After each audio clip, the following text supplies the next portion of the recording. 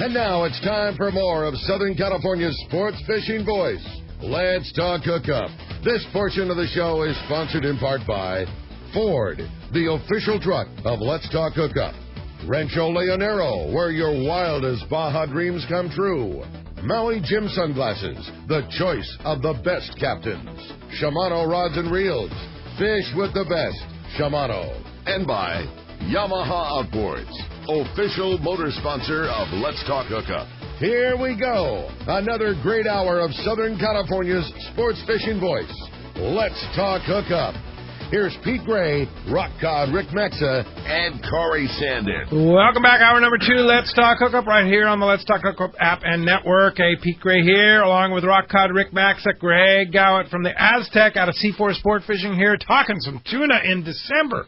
December so cool, 1st, man. And we're talking bluefin, yellowfin, and more. Yeah, and just great fishing for them. I mean, great fishing. The yellowfin tuna fishing is fantastic numbers. The bluefin's big quality, man. Don't put it away, boy. It's December and it's game on, man. We're having a lot of fun talking fishing on the Aztec. And today we are giving away a 2-day trip to get in on this December action. An awesome opportunity for one lucky caller. Going fishing for 2 days on board the Aztec. Includes all the killer food we were talking about. You'll be sleeping in a stateroom. Just a really, really fun opportunity. With that, you're also going to win one of the brand new Bill Varney Sport Fishing calendars. The 2020 CCA calendar is out and available now. We have another lucky caller that's also going to win a calendar day, too. So a couple of really great prizes for our callers there. If you want to get through, get in on the action and have some fun with us, 833-288-0973. That's how you reach us on Let's Talk Hookup. Indeed. All lines have been packed up. They want to talk to Greg. Just keep trying. You'll get through. Let's go ahead and jump for the phones, Rick. Chuck in Dana Point is up next on Let's Talk Hookup. Good morning, Chuck.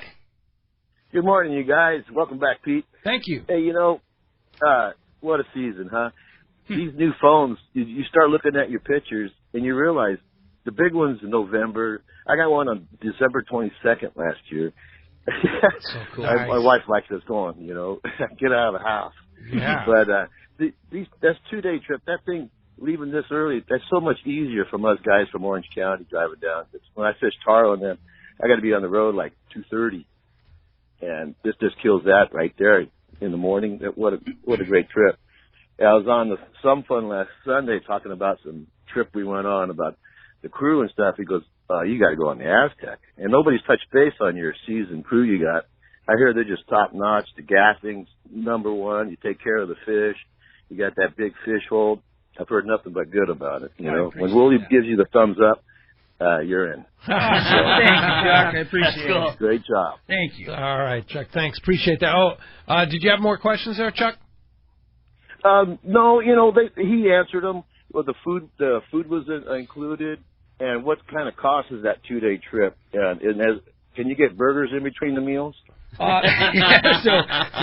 food is included. It is $500 even for the 2-day trip. For the 2-day trip that leaves at 8 a.m. and comes back, 2 full days later at 6 a.m. And Ryan has, we generally have a burger. It's doesn't really do any justice for him. But he does know the guys come on the boat. It's a gourmet burger. Yeah, it really is. I mean, knife sticking out the top. It's half a pound. Wow. But that's generally it really doesn't show his skills, but I know guys want them. So you can get a burger during lunch. I mean, most of the time. Break down the cost thinking about that. Like, pay to go out and eat a breakfast, a lunch, and a dinner, and then breakfast again, for 2 days. All the meals for 2 days, just think about what it's going to cost you to go out to get, nice food, better than a McDonald's kind of thing. Oh, absolutely. Think about what that bill is going to cost you at the end of the day. Subtract that from your $500 fishing trip and see how little cost is associated with this trip. It's crazy to me that you guys are doing it for so inexpensive. Yeah. I think it's awesome. I don't know how you can make any money. Well, going fishing, man. Yeah, he's just going fishing. Fishing's good. Getting fishing out in December. That's exactly. We got to get off the dock before we can do anything. Now that trip in August, is it more? So we do in August. All of our trips are night departures because we have so many charters that are open trips. We come in at 7 or 8 at night and we leave at 10. We would generally run with a higher load, so the price would be pretty similar. But we would have a higher load. So we would take 30 or something like that. So that's the uniqueness of this December trip is that you're going at prime time, you're getting more fishing time, and you're a lighter load. Right, exactly. Yeah. So it's in that way, guys are not only, really, really, really have a lot of fishing time, maximizing the amount of time on the water, but they're also getting that awesome, awesome trip where it has less than a full boat. 25, 26 guys is just magic. I mean, everybody can sit in the galley at once. Nice. It's just so nice. And we see a lot of our regulars have come out, once a week and stuff like that. So we're on first name basis with most of the guys on the boat.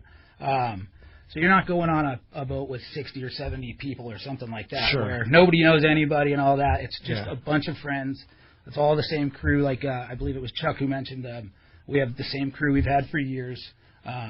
All the guys do an amazing job. Absolutely amazing job. Cool. All right. Hey, very good, Chuck. Thanks a lot for the phone call this morning. All right. How about next up we talk to Paul. Paul's calling us from Bellflower this morning. What's up, Paul? Welcome to the show. Good morning, everybody. Happy Thanksgiving. Same as you, buddy. Hey, Greg, how did you get your start? That's a good question. So my dad used to take me and my brother out of Oceanside. I've lived in Carlsbad my whole life. And he'd take us out on the half-day boats when we were little. And, one day he saw a little kid running around picking fish off of hooks and running around with a scrub brush. He asked the captain, he's like, "Oh, is that your son?" He goes, "No." He's like, "Well, what's the deal?" He's like, "Well, he comes out and helps out, and he goes, he can fish and stuff like that, and we give him a couple bucks for a burger at the end of the day." And he's like, "Well, what would it take for my son to do that?" "Bring him on down tomorrow." That's cool. Wow. And that was it. He brought me down, and I never looked back. Wow. Yeah. Awesome. So started doing it when I was 13, and it's a little different now, a little different in this era, but it's just always been a part of me. I did it all through high school, every summer. And after I graduated, I went down, started going down to San Diego, and I was on the Pacific Voyager for 10 years before I bought my first boat. Oh, okay. Yeah. When did you get your captain's license? So I got my captain's license 3 weeks after I turned 19. So wow. Yeah. So as soon as I turned 19, I went in for my, and that's the age you have to be to get your license. Okay. I was in that. And as soon as I turned 19, I went to class. Went right in there. So yeah, we're on our third issue? Yeah, third issue, I believe it is. Wow. Fantastic. That's a heck of a history there. Which boat did you work on in Oceanside? I started on the Electra, and just went to the Oceanside 95. Working for Joey? Yeah. Yeah? Yeah. Wow. Yeah, that was back 2000. Wow. Like yeah, it was very good, yellowtail fishing the first year, and after that was an El Nino year. Yeah. The next year I went back, or no, it was 97 actually, 97. And then I came back the next year, and I'm like, "Where's all the yellowtail?" They're like, "Yeah, that wasn't how it always is. 200 to 300 yellowtail a half-day trip, back to back all year." Somebody going fishing today with you are going to go, like when this stuff finally swims away, which someday it may, they're going to go, "Well, how come we're not catching 200-pound bluefin in where's all the December, cows, right?" man? Exactly. Spoiled rotten. Last time I was on this boat, skipper took us to the spot with a bunch of cows. You should do that. Yeah. Paul, thanks a lot for the phone call this morning. How about we jump right back in? The phones are super packed. Everybody's excited to talk to Greg. This time, let's talk to Cheer. He's called us from Cardiff this morning. What's up, Cheer? Welcome to the show. Well, thank you guys, and happy Thanksgiving to everybody. Hey, Cheer. Thanks, Cheer. Hey, Greg, I went out on your trip in May, early May, and oh my gosh, all I can say to everybody listening is if you want to sit down and listen to like the best presentation of how to fish a flat fall, then sit down to this guy and listen to Greg. You blew my mind that night when you sat up on the bait tank and just explained how to do it all. Man, your energy is so cool, and I so appreciate you being on this radio station and sharing your knowledge, and oh my gosh. Absolutely. If you got a chance, everybody, go fishing with Greg. It's worth it. I appreciate that. Thank you. Yeah, that's good. We'll have to get some of that technique. So when you're talking about technique on the flat fall, well, you talked earlier a little bit about it. Is there a particular way that you handle that? Yeah. So what the deal is with the flat fall? Now this is something I've actually just recently kind of brought in, and something kind of clicked in my head. Is we're seeing a lot more bites midday on the flat fall. The only way to get a bite on this, this 60, 80 pound fish that swims through, but it's a little higher up in the water column. So what I've figured out is wherever that depth of water you're trying to get a bite is, let's say 160 feet, 160 gram. 200 feet, 200 gram. 250, 250, 300 feet, 250 to 300 gram on the flat falls. You just line up your foot to the grams, and it's actually the perfect balance, because the smaller the flat fall is, the more action you get. The deeper the deeper it goes, though, it'll never get down there. You try to drop a 60 gram flat fall or something like that down to 300 feet, it's never even going to get there. So you need to go up in tackle, or up in jig size, to get deeper. Now, the top piece of the water at that point isn't as effective because the jig doesn't move around as much, but now it's down where the fish are. Mm-hmm. So as that depth changes, we have to change around our tackle as well. And a lot of times what guys will do is they'll drop a jig all the way down and line the thing all the way back to the surface. Well, when we're fishing that bigger jigs down at 200 feet or something like that, between 0 and 120, 130 is wasted, and anything below 250 is wasted. Mm-hmm. But we also have to drop these jigs through the fish. You can't just drop it down to marks on your line. Okay, I'm at 200 feet. And just jigging it around, because what happens is, as soon as you go in gear, that thing's it's going up. You're drifting away. That it's starting to get shallower and shallower. And 90% of these bites happen on the way down. A jig goes right by their face. They give chase 40, 50 feet. They attack it. Uh-huh. A lot of our bites come on the transition as well. So you're dropping it down to 250. You wind it up to 150, back down to 200, up to 125, and we're just working it through the water column, because there could be fish marking at 30 fathoms, 180, 200 feet, but the only bite comes at 300. All the fish could be above it, not biting. You get it down, so you're working different depths. Is very, very important, and keeping yourself clean is huge. So anytime you start getting some angle, or you start seeing like a mess, get out of there, because these jigs are so expensive, and they've got a million hooks on them to grab stuff. Get in front of it. Start behind the guy that's got one hooked or whatever. But if you're tangled up, you'll never get a bite. And you don't want a big angle. No, not at all. These things are going to fish best straight up and down. Straight up and down. All right. Good stuff. Cheer. Good question. Great. Thanks a lot for the phone call this morning. Check out this week's edition of Western Outdoor News. You talk about Thanksgiving. Yeah. Turkey time on the front cover of Western Outdoor News. And also, of course, bluefin tuna and trout, that wrap-up of that Sierra South season, and then the starting of the local trout season, and a lot more. So check it out, this week's edition of Western Outdoor News. All right. Hey, we're going to take a real quick one when we come back. We got a lot more Let's Talk Hookup coming your way. We got more of your phone calls, more great information. You stay tuned. You're listening to Southern California's sport fishing voice. It's Let's Talk Hookup on the Let's Talk Hookup app and network. It's long-range time at the Ridge and Lower Banks. Time to get your gear. Hi, this is Doug Kern from Fisherman's Landing Tackle, the saltwater tackle professionals. Big fish need big tackle, and that's why we recommend the Shimano Calica for tuna, Trinidad for wahoo, matched with a Terez rod. Choosing the right size Calica, Trinidad, and Terez is the trick, and that's where we come in. With more experience and expertise on long-range fishing than anyone, Fisherman's Landing Tackle has the Shimano gear for your trip. Fisherman's Landing Tackle at Fisherman's Landing in San Diego, or on the web at saltwatertackle.com. Fisherman's Landing is the top choice in local and long-range fishing. Our hard-working crew will expand your fishing experience.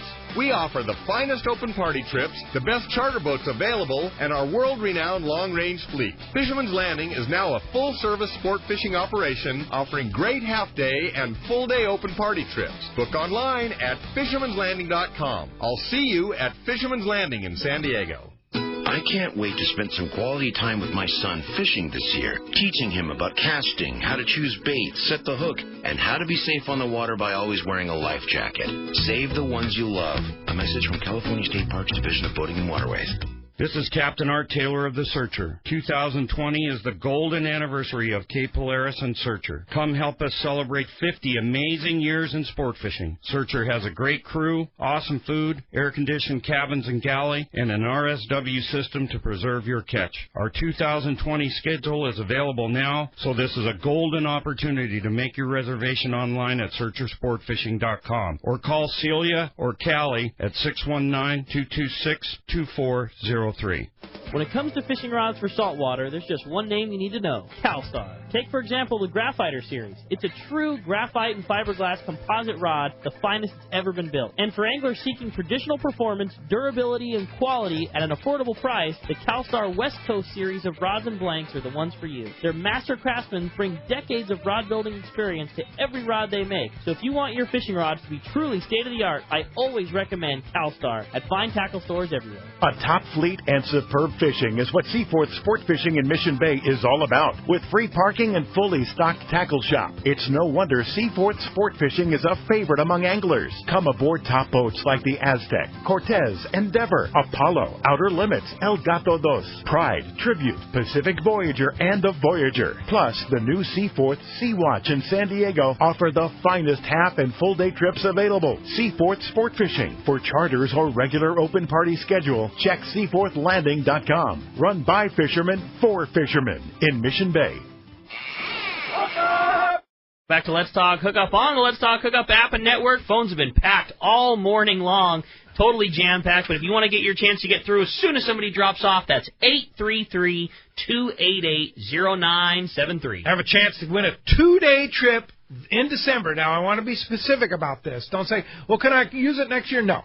This is a trip in December on the Aztec out of C4 Sport Fishing. Yeah, absolutely. And that's when I'd want to go right now. I'll tell you what. Light loads and biting tuna. Like, you're going right now. You're soaked. So you have to put an extra jacket on. Yeah. Yeah, that's it.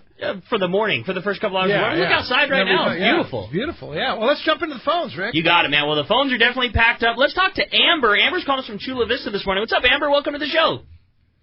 Hi, good morning. Good morning. Hi, Amber. So I'm getting my boyfriend some terminal tackle for Christmas. Nice. He said circle hooks. So when I went looking at the tackle shops, I noticed some of them have rings and some don't. Is there one that's better than the other? Greg? Great question. Yeah, that's a very good question. So my school of thought on that is depending on hook size. Now, as we go up in hook size, we are in turn getting more metal. So if we're fishing a smaller finesse deal on some 30 or 40 pound, I would prefer to go with less metal. So now if I get to 50 or 60 or 80 or 100, now it's not as much the presentation directly. It's a matter of having that bait stay alive a little bit longer, getting it a little bit further away from the boat. So on the smaller stuff, I would go no ring. On the anything from mid on up, I would start using. Like when you say mid, what's mid? I would put mid right at a 1-0, something like that. Okay.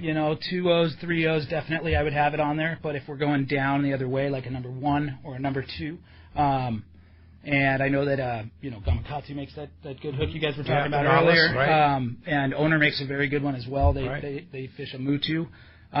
Whatever it is, the hook needs to be stronger than the line. That's what we see a lot of. Is we have guys they'll catch something on this size hook on 30 pound or what have you. They'll use the same hook on 50 or 60 pound and it fails because now the line is stronger than the hook and you're pulling on the line. Yeah. So everything needs to really, really be tested as far as that goes. But you go with a good brand and realize that what you're paying is what you're getting. Yes. So if you find a hook that's significantly cheaper, it's like, I can get twice as many. Yeah. Well, you're going to need 25 times as many to land anything because there's a reason they're cheaper. Yeah. It's the quality of the metal. Quality of the metal. And how they're made and exactly, the whole deal. Yeah. Exactly. For sure. The other thing, too, Amber, you might consider getting your boyfriend some Shimano flat falls, too. Absolutely. Greg was talking about, 160 to 250 kind of that area, too.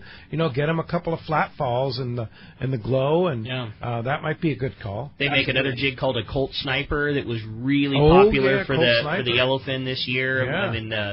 60-gram or 80-gram Colt Sniper. All jigs not too terribly expensive, but super effective, at least this last year, and, almost certainly would be again for the upcoming season. Yeah. You know what I do, Gramber, is you're in Chula Vista, go up to Fisherman's Landing Tackle, look up Rock Cod Rick, and he'll set you up with the package for a good gift for your boyfriend. Yeah, we got you, no problem. Yeah, there you go. Hey, Amber, thanks a lot for being a first-time caller with us. Please join us again. All right, let's jump back into the phones. Tom in Temecula is up next on Let's Talk Hookup. What's up, Tom? Welcome to the show. Well, miracle that I got through today. Anyway, Greg, I've ridden your boat many times before you owned it and after you owned it as well. And I love the bunk arrangement there in the staterooms, and it's a great fishing platform. My question is, with less boats going out there now and the coverage being more sparse, what do you kind of foresee the fish doing? You know, fish last year, I think they ended up on the Tanner and stuff like that. Are you going to be able to track the fish pretty well, or is there more than one body of fish out there right now? So there's, I would call one body. I would say that the bulk of what we have been seeing in fishing has been one body of fish. Now, there are fish elsewhere. You'll see this stuff in any piece of water. The bigger the fish get, the more they can deal with it. That cowfish could go through 3-degree temp change, and you could find it elsewhere in 61-degree water where we've been fishing it in 65-degree water, because it's as they get bigger, their skin thickens up, and they can really they can take that change a little bit better. There are less boats going out, and that's one of the hard parts. So really what you want to have is you want to have more time. And that's the beauty of the trips we're running. Now, if we left at night, if I don't see it on the way out, it's right off the clock here looking. This stuff moves 5 miles. It could be you go the opposite direction, and it's gone. You never know if it's down or it moved. That's if you're not on it where it was, it's either it can drop down there to 150, 200 fathoms. We'll never know it's there. Yeah. You drive 5 miles, it pops right back up. No one there to tell you. Yeah. But everybody's working very, very, very well together as a fleet. So we're all really trying to keep it going together. There's a lot of good teamwork going on. Are you seeing fish on the surface? Are you seeing foamers of bluefin still? No, we see that stuff when that water temp is warmer. Okay. That's when that stuff's going to get, it's peaking. It's when you'll see that stuff just getting on bait balls and stuff like that. When this water starts to cool, we stop seeing that anchovy up in the water column. It'll still be around, but it'll be deeper. We start seeing more of that stuff transitioning over to squid and red crab and stuff like that this time of the year as that water goes down. So a lot of it, sometimes we'll see this stuff just doing backflips all the way around the boat, but very difficult to get a bite because they're keyed in on something. Yeah. They're going to jump all over the sardines with no hooks in them. Sure. But they're a little more leery, so we generally do better with this bigger grade when we don't get a response at all. Yeah. When this stuff's down there at 150 to 250 feet and we get sinker rigs down, make sure guys are fishing these sinker rigs properly, You can't just put it out there for 10 or 20 minutes because after 5 minutes, that bait's going to be shot. Sure. And your chances of getting tangled up are huge. They go up, and the chance of getting a bite go down. So 5 minutes is just about right at 45-degree angle, to where we're constantly getting that junk out of the water. But it can work out, very, very well because they're not jumping around and stuff like that. And fishing that sinker rig, you can get away with heavier tackle and bigger hooks. Okay, so you're talking about sinker rig. Explain how you fish a sinker rig. Okay, so on a sinker rig, it's 60, 80, 100-pound test, and a 2.0, 3.0 size hook. Okay. You need to hook it somewhere. You need to hook the bait somewhere towards the front, whether that be a shoulder hook or a nose hook, something like that. So that way, as the sinker's going down, the bait's not getting drugged backwards. Right. That's going to drown him. Try butt hooking a bait with a sinker rig. You're dragging that bait backwards. He's going to drown. He's going to die. So a good place to start is you get out on the boat, and it's like you feel that wind coming, and it's a little breezy. I would start going up in weight to start with. Now, it's real easy to change out your weight. It's just a rubber band and a torpedo. Mm-hmm. Just take you just take that sinker off, put another one on. And you're trying. And the crew will show you how to get it on there. It's really absolutely. Simple. Yeah, just absolutely. Wrap it through so it doesn't slide. Right. You got it. Yeah. Exactly. And what we're doing is we're. And how far up off the hook? The further from the hook you go, the more mess you're going to have. Uh-huh. So the closer to the hook you are, the less bites you're going to get. So there's really.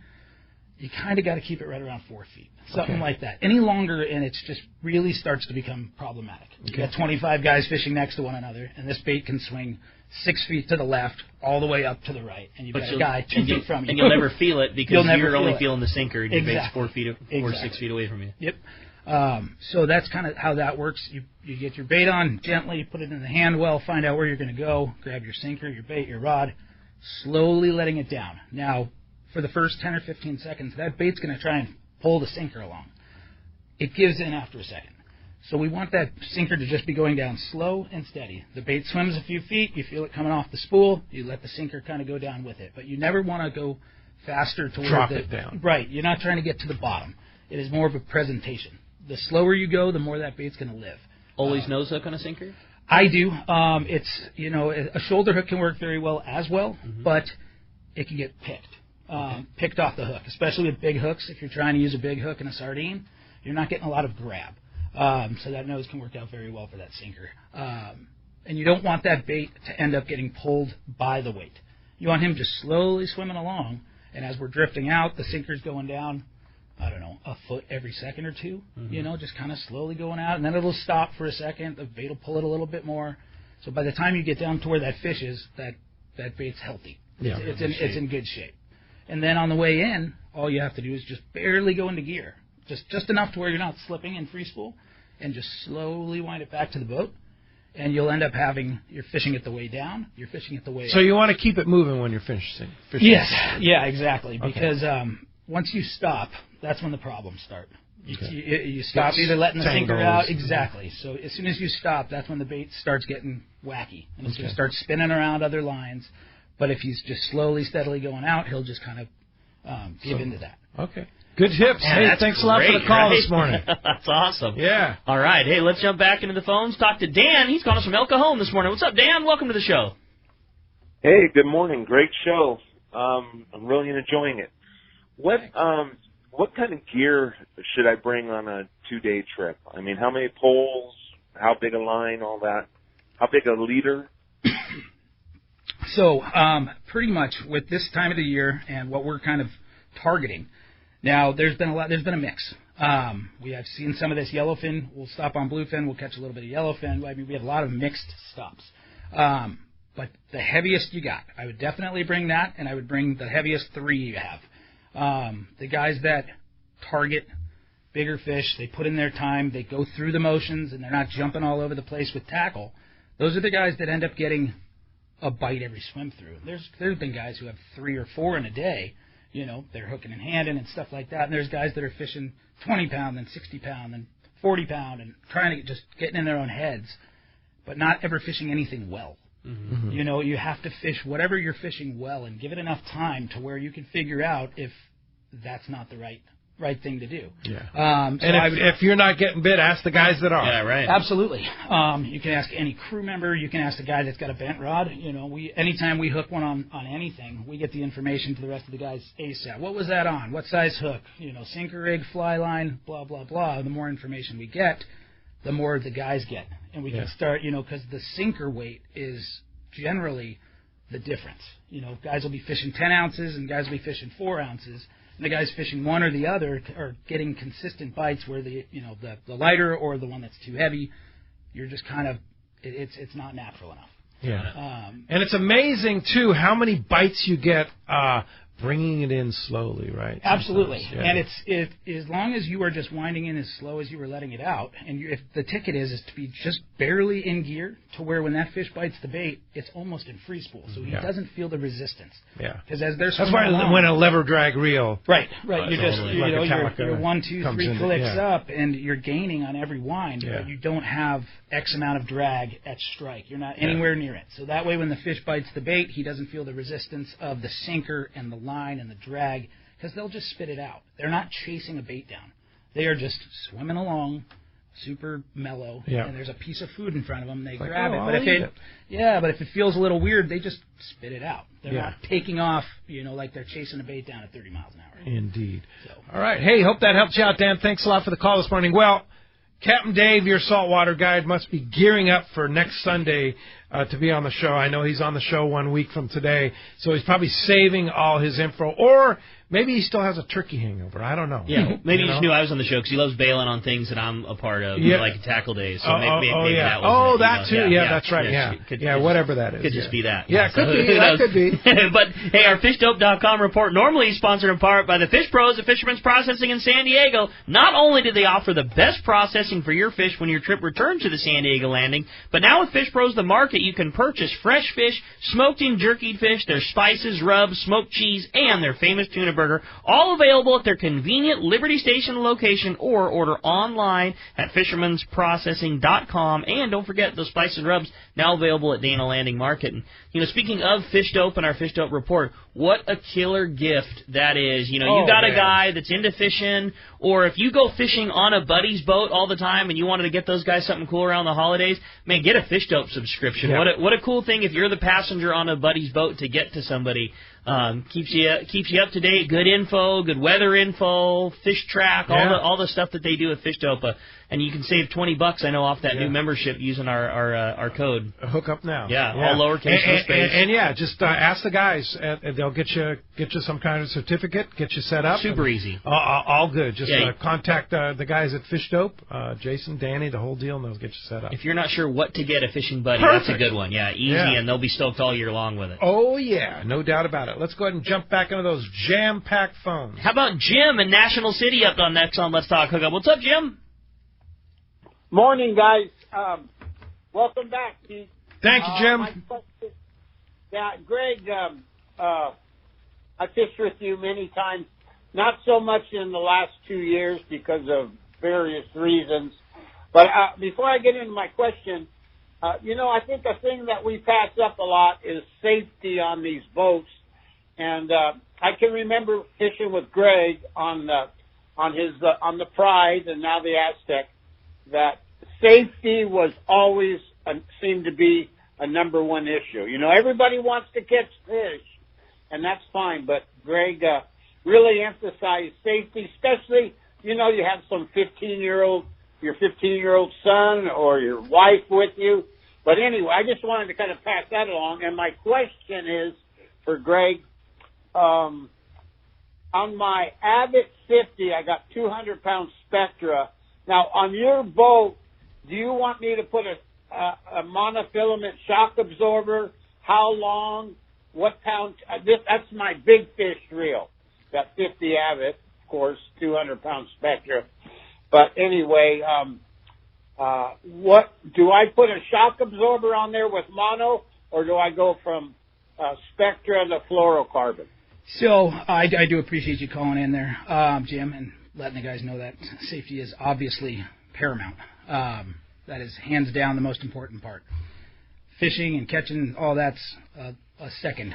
It's not even a close second, but we need to make sure that everybody who comes on the boat feels, safe and that all of everything's up to snuff for them. But as far as your question goes, is your Spectra, your 200-pound Spectra, is that hollow? Just trying to get a little bit more information. It's not hollow. Okay.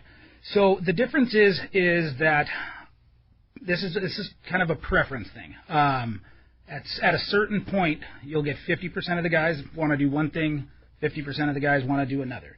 I prefer to fish if I'm fishing all the way up, I would fish some 130 or some 150-pound mono, and I would go straight to the hook, and I would probably put on about 25 feet to where you do have a stretch, you do have enough.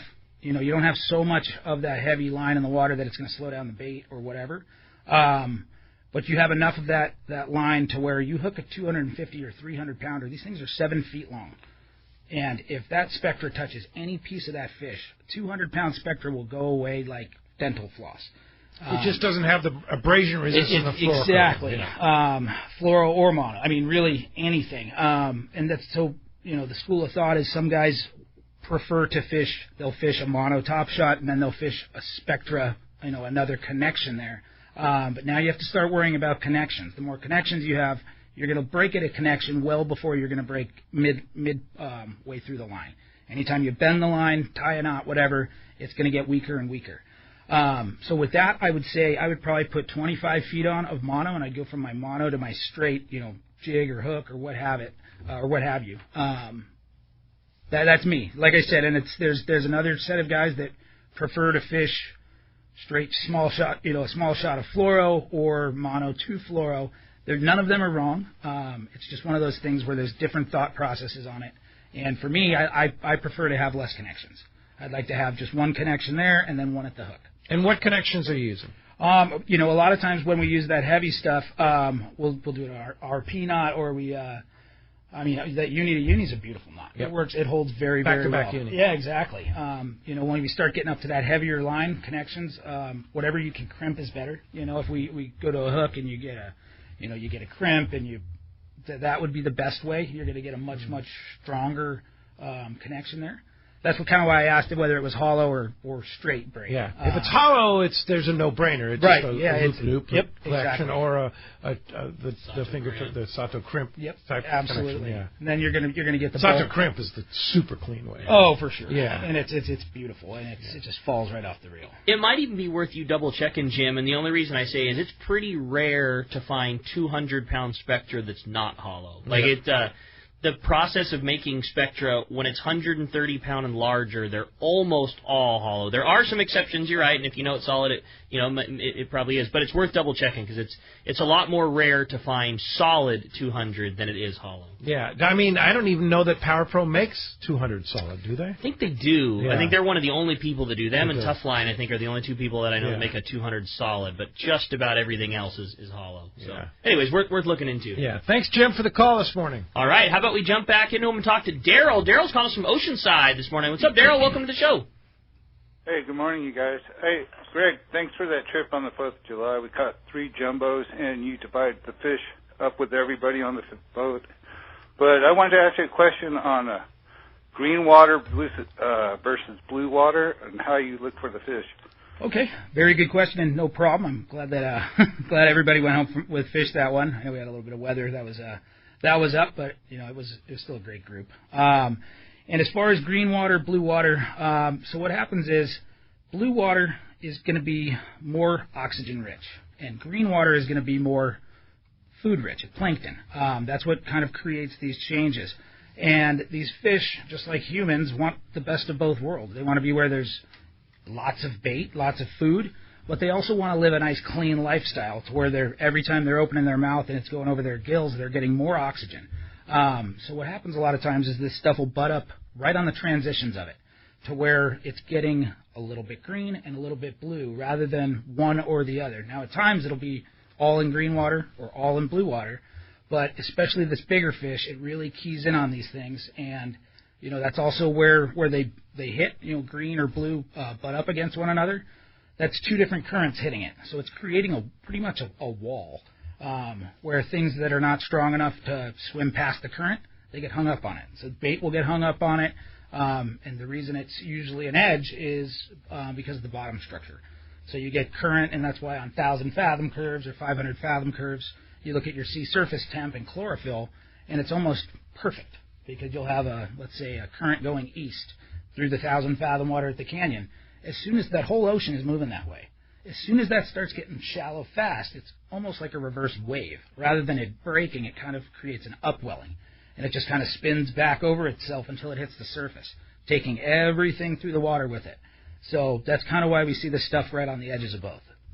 Okay, good question. Great info. Yeah, great info there. Thanks a lot for the call this morning. Speaking of chlorophyll and temperature and all those charts, another part of the show is sponsored by Terrapin Sea Surface Temperature Charts. And I know, Greg, I would have to guess you wouldn't even think about going offshore without updated water charts, knowing where that water is, where it isn't, where it's moving to, things like that. Absolutely. Terrafin's such a no-brainer tool. If that's the chart you use, the service you use for your surface temperature charts, I know certainly the one I do as well. And, the best thing about Terrafin too, which is really nice for the private boat guys, that Terrafin mobile that they have now. It's basically if you just look at it at home, it's one thing, but take it with you. It's really easy to download the mobile charts to your phone, whether you're an Android guy or an iPhone guy, iPad. You can just download the latest charts, and you can turn your cell service off, but keep the GPS going on your phone. You can physically watch your boat move around, on those charts. It's a really, really good way to go. If you want more information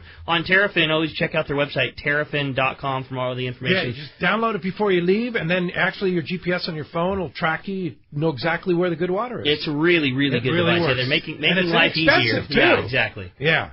Get on it. Terrafin.com, for sure. All right. Hey, let's jump back into the phones. Kurt, Moreno Valley, is up next on Let's Talk Hookup. What's up, Kurt? Good morning, guys. How y'all doing? Great. Good morning. All right, cool. Lately I've heard you guys talk a lot about the 40-pound 2-speed setup. I have a single speed. I'm looking at getting into the 2-speed. The reel I have narrowed down to the Accurate or the Shimano. As far as the rod, I'm not sure. I'm kind of tossed up on a couple of different brands. What do y'all think? Well, there's a lot of, Shimano makes a very, very good reel. That Talica it's a beautiful. Nothing like it. It's small, it's compact, it's smooth is what's very, very impressive about it. And even with the smaller ones, I think the 8s and the 10s and stuff, with so much drag, it's still smooth, which is kind of crazy for such a small package, small presentation. Yeah, I mean, I put so much drag on some of these things when we hook bigger ones, and we have to, and it doesn't slip when it really holds that true drag. Yeah. As far as the Accurates are concerned, I don't have a lot of time with them. They are good reels as well, though.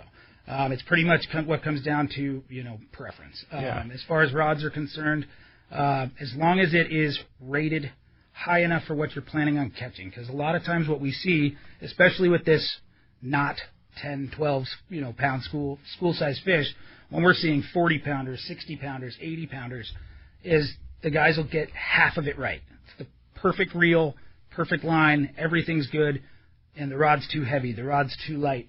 They really need to complement one another.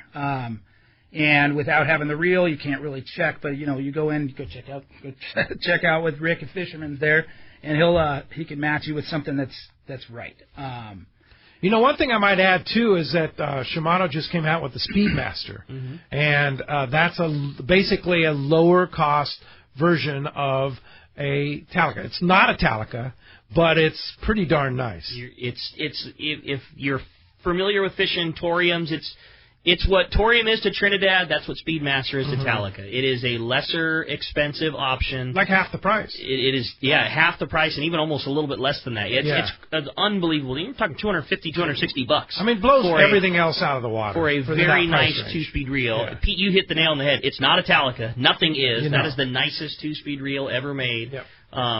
Their maximum free spool, maximum smoothness, maximum drag pressure. But with all that said, Speedmaster is a pretty close second at a very affordable cost. A 12 and a 16 size available now, and you watch, they'll be coming out. I wouldn't be the least bit surprised. Yeah.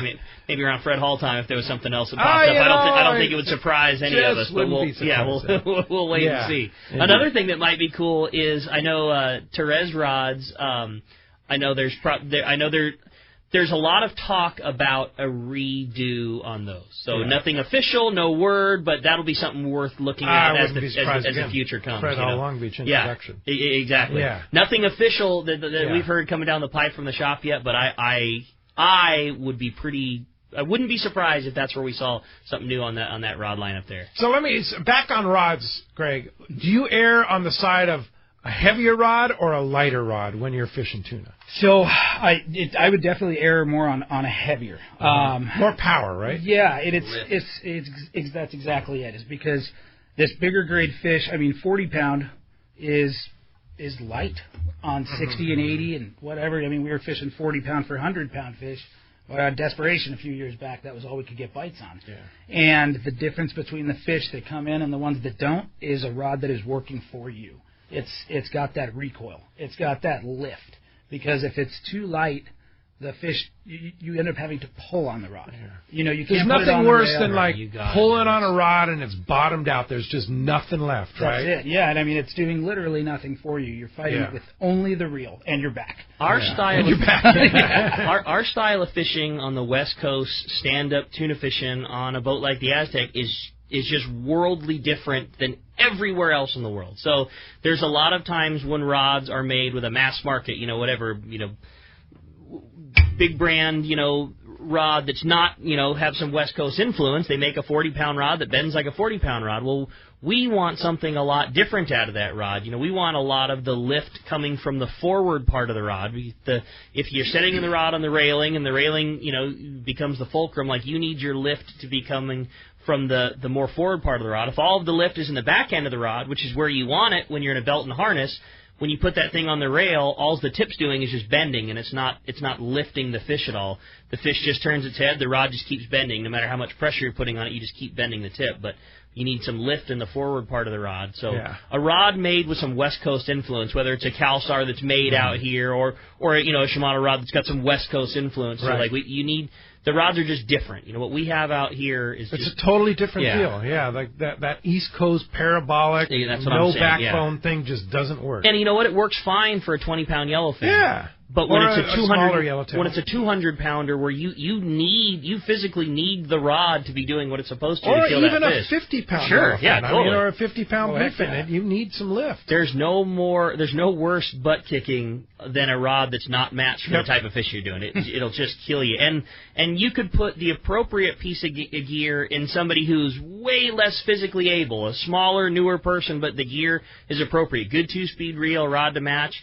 Very minimal technique and effort. You can kill any size fish, but you hook that same fish on the wrong gear and you're done for. Yeah. I remember a few years back when this bluefin things first started, I was out with my buddy Ron Lane, and we were out on my old Davis boat. I know the fish you're and talking we about. had like 50 to 70-pound bluefin all over the boat. We were just so undergeared. We didn't expect that. We were out there fishing for, 20-pounders, right? 20, 25, 30-pounders.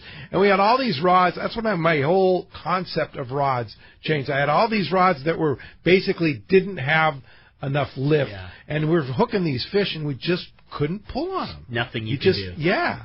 It just, no matter how good the reel is, if you don't have a lift on the rod, it just... Totally. It doesn't matter, right? That's it. Yeah, Absolutely. for sure. Hey, Kurt, thanks a lot for the call this morning. All right, let's jump back into them and talk to Chuck. Chuck's calling from Long Beach. What up, Chuck? Welcome to the show. Hey, good morning, everybody. How's it going? Great. Good morning. Good. Hey, I just want to thank... A couple of years ago, I called in and I talked to Greg, and he ended up inviting my son and I out to go fishing with him. And it was just before Christmas a couple of years ago. And I just wanted to compliment the crew of the Aztec and Greg. I've never heard anybody give more information while you're out there. He was able to take my son, hook him up on 2 of his first bluefin, walk him around the boat, get him landed. The smile on his face was just amazing. And I just really wanted to thank him for that. I know I talked about it 2 years ago, but I never talked to Greg about it afterwards. Absolutely. That's rad. The other thing I would Good notice story. too. Yeah, it was awesome. Greg was talking about using the lever drag as far as setting the hook. That's the one thing I noticed what he was doing. Where everybody else was pulling hooks and the smaller hooks on the fish, is he would just inch that lever drag up when he got bit and get the line tight, and then bang, hit him. And he was hooking up and handing to everybody else who kept pulling hooks without that technique.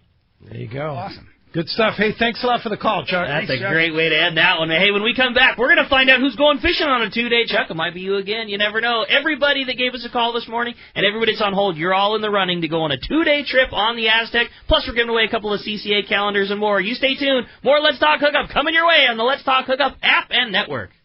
Here's John Ireland for Rancho Leonero. The ranch is unique. It's one of the few places in the world where you can still drive ATVs up the beach. We have fishing from the beach. We have dive trips that we run to Pomo in a number of different spots. Kayaking, of course, has been real big. We were one of the first hotels to introduce kayaking. The ranch is small, it's intimate. It's 34 rooms, so everyone gets to know everyone. The old saying, where everyone knows your name. Well, truly at Rancho Leonero, the employees do know pretty darn near all our guests' names. And what's even more interesting is most of the guests know each other's names. Very personal, very intimate, and a special, special environment. 2 miles of beachfront, a mile on either side of the hotel. Rancho Leonero is really the last of the old-style Baja fishing resorts. 1-800-646-2252. 1-800-646-BAJA. And RanchoLeonero.com. I'll personally guarantee your best fishing experience and vacation at Rancho Leonero. Fifth Avenue Insurance has a new name. It's Snap Insurance, still providing anglers and boaters with the best in boat insurance and the lowest rates. The experts at Snap Insurance will make sure your boat and property are covered right. Traveling to Mexico? Snap has you covered. You can even work with your agent to wrap your home and auto with your boat policy to save even more. Call them for advice on your current boat policy or any of your insurance needs. Snap Insurance, 800-527-6617 or snapins.com. That's SNAPPINS.com. This is Greg Stotesbury from AFCO. For more than 58 years, the American Fishing Tackle Company has been recognized as the premier manufacturer of precision-built offshore fishing tackle. AFCO continues this tradition today with an innovative technical fishing clothing line designed and built by fishermen for fishermen. From our next generation waterproof shorts like Tactical or Stealth to our new anhydrous waterproof jacket and bibs, the entire AFCO clothing line is purpose-built with the latest Aztec fabrics and features designed to deliver for the demanding angler. To find AFCO products, go to AFCO.com and find a dealer near you. It's time to get excited about fishing, and Point Loma Sport Fishing has everything you'll need. They offer half-day and three-quarter-day trips daily, perfect for families and the novice or seasoned fishermen. Point Loma Sport Fishing also offers overnight to multi-day trips, targeting the best of seasonal catches. Visit their website at pointlomasportfishing.com, where you can purchase tickets online and get more information on the trips available, or call 619-223-1627. Welcome back to Let's Talk Hookup. All right, the big winner again. This is getting a CCA Bill Varney Sport Fishing Calendar for 2020, the brand new calendar, and a 2-day trip going fishing with Greg this month. Getting in on that December tuna is going to JC in San Diego. JC, congratulations. Yours. Now, JC never made it on the air, just an example, but he was on hold, and Greg picked the number, and that was our winner. You got it. And then the second CCA calendar, that's going to Carl in Costa Mesa. Guys, congratulations. You are going to be so stoked. Yeah, indeed. And, boy, Greg, awesome. What a great show. Yeah, I had all kinds of texts and people going, wow, this is a great show. And you're really good at explaining things. Like, everything you did was just fantastic. I appreciate that. Really appreciate your information. Now, if somebody wants to go on the Aztec, of course, you're fishing. It's December, and there's not a lot of boats fishing, but the Aztecs will be fishing through December. Absolutely. As long as we still have fish and we still have people. And this fish and fishermen, you're going. That's it. That's all. That's it. So make sure that you guys book, though, okay? Anytime you see a definite run attached to our trips, you can ask anybody. It is a definite run. So it'll say on the seaforthlanding.com, it'll say definite go. Yes, it will. It'll say definite go, like the one that just left an hour ago.